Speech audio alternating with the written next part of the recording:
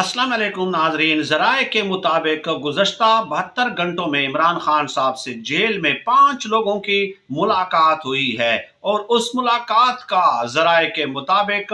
एक नुकाती एजेंडा था, और वो ये कि इमरान खान साहब कुछ अरसे के लिए बैरून मुल्क चले जाएं तो उनके केसेस ख़त्म कर दिए जाएंगे, उन्हें रिहा कर दिया जाएगा, उनके गिरफ्तार कारकुनों को, रहनुमाओं को जो है वो रिहा करके उनके ऊपर भी केसेस खत्म कर दिए जाएंगे, उनकी पार्टी को इलेक्शन लड़ने दिया जाएगा। ये तीनों ऑफर्स इमरान खान साहब को जो जराए बता रहे हैं की गई हैं, लेकिन इमरान खान साहब ने बिल्कुल इनकार कर दिया है कि अगर मैं जेल से चला गया, बैरून मुल्क चला गया, तो मैं मुर्दा ज़मीर के साथ सियासत नहीं कर सकता। तो इमरान खान साहब ने